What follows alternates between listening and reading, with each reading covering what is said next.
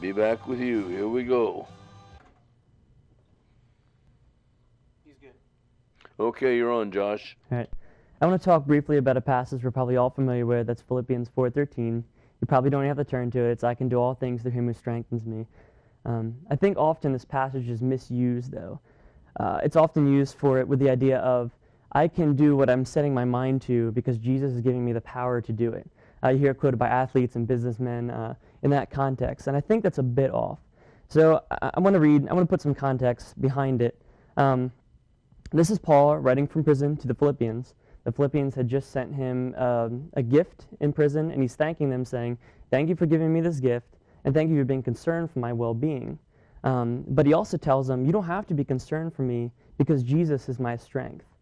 And reading from verse 12, he says, I know how to get along with humble means, and I also know how to live in prosperity. In any and every circumstance, I have learned the secret of being filled and going hungry, both having abundance and suffering need. I can do all things through him who strengthens me. So what Paul is saying is, I've lived in prosperity, I've suffered, I've had abundance, I've had need, but in all of this, Jesus is my strength. Jesus has been sufficient for me in all of it. That the verb for I can do comes from the Greek word ischio, and it's not so much the idea of carrying out an action, but an intrinsic ability and strength. Louw-Nida describes that verb as to have special personal ability to do or experience something. So they would translate that passage, I am able to face all conditions through him who strengthens me.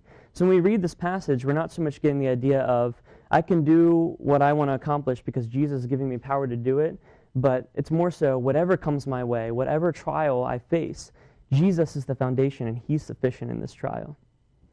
Thank you.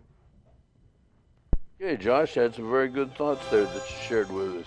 Thank you. Thank you very much. And you even got a convert coming up, boy, I tell you. That's good.